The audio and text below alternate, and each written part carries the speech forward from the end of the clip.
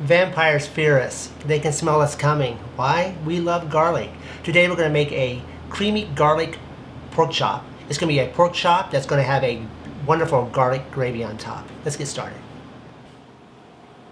Our first step in making our creamy garlic pork chops is we want to take our pork chops, get them out of the refrigerator, and we're going to put salt and pepper each one of these.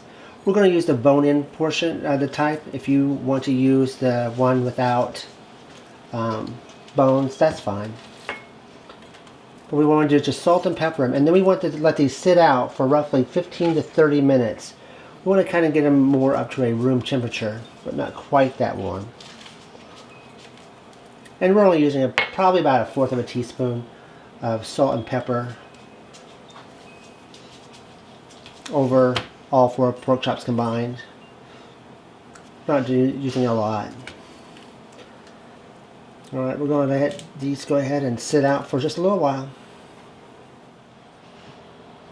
Alright, our meat has sit out for about 30 minutes. We're going to take and put our stove onto at 6, so we're just above a medium high. We're going to add to that 1 tablespoon of butter and 1 tablespoon of olive oil. If you don't have olive oil, please use any oil that doesn't have any kind of flavoring in it, such as avocado oil or even peanut oil. We love peanut oil. It makes some of the best fries and fried foods.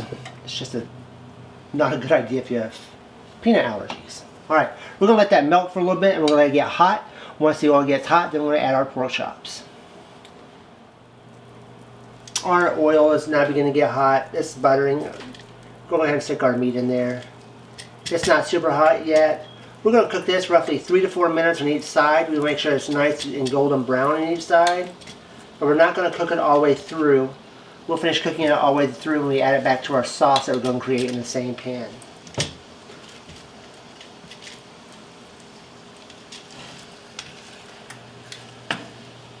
Those are some nice looking pork chops. Alright, get that started.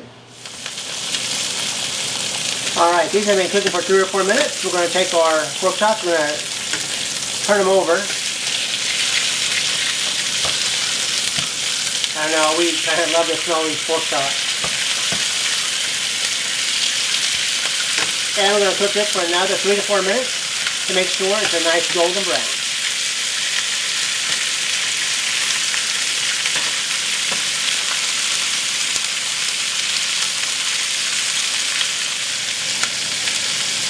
Alright, these are done. When you take a look on the other side, you'll see that they got that nice golden brown on the outside. And part of this is because that way we'll seal in some of those juices whenever we're recooking it, finish cooking it off in the sauce. Now to this, I'm going to add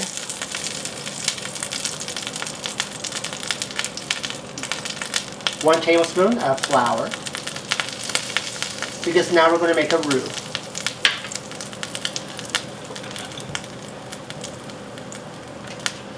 Let's get that stirred. We're just going to cook this for about a minute or so. We just kind of want to get that floury taste off. We're also going to turn this down to about a 4. We don't want to cook this real fast.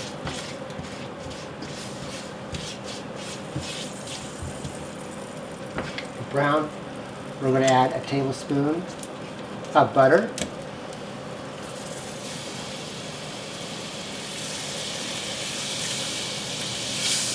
Get all nice and melted and hot.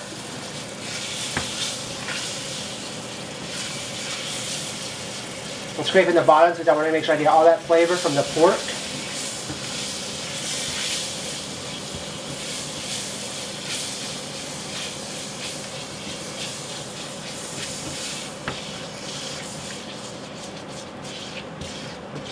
You can just see all the flavor in our pan.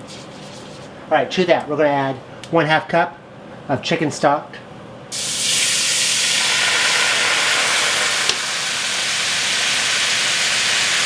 And we're going to add 1/2 teaspoon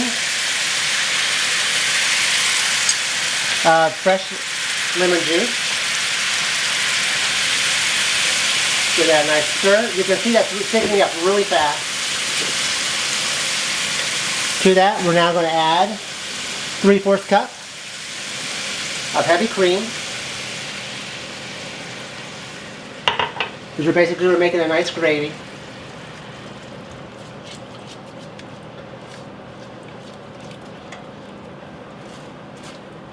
Let's squish down all those little pieces of mixture. All right, now we're going to add in some garlic. We have two different types of garlic. We're going to add our garlic powder. We're going to add 1/4 teaspoon of garlic powder, and then we're going to add roughly 1 teaspoon of minced garlic. Now, I always suggest adding minced garlic powder when you add minced garlic whenever you do recipes, just because it helps enhance the flavor of your minced garlic. The garlic powder does. All right, I'm going to turn that down to more of a low, to a 2 to 3. I'm going to take my pork chops. I'm going to set my pork chops back down in my gravy.